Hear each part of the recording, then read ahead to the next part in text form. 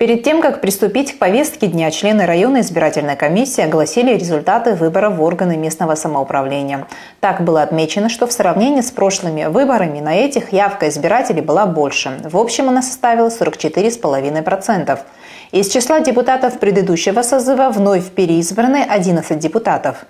Председатель собрания Гагарского района 6 и 7 созыва Вастан Агрба, проработавший в собрании 15 лет, обратился к новому депутатскому корпусу с напутственными словами, подчеркнув, что депутат всегда должен действовать в интересах людей, так как они выразили ему доверие своим голосом на выборах. Уважаемые депутаты 8 созыва собрания Гагарского района, хочу вас всех искренне поздравить с избранием на столь важный и ответственный пост, на пост депутата собрания Гагарского района. Как вам известно, органы местного самоуправления, занимают в системе власти, в системе государственной политики важное значение.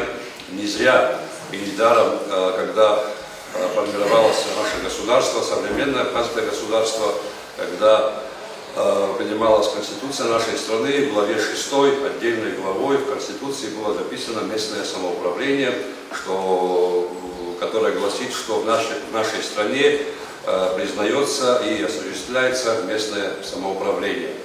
Территория Гагарского района сегодня не маленькая территория, у нас сегодня 10 сел, 2 поселка, 2 города, и жители наших сел, поселков, они сегодня представили своих представителей в наше местное самоуправление.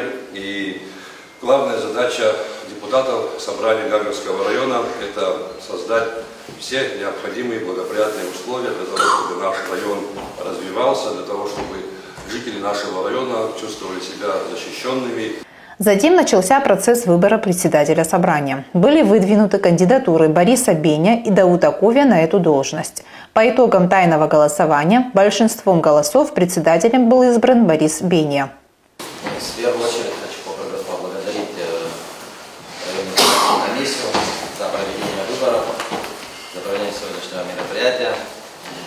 Как выше говорил Астан Даганович, должность председателя занимали выдающиеся личности.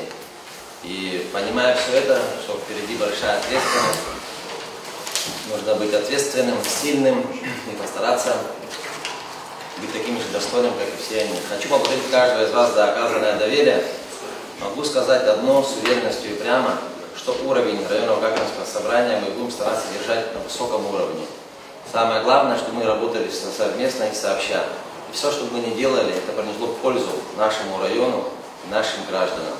После по повестке дня были приняты еще 2 вопроса – избрание заместителя председателя и утверждение постоянных комиссий.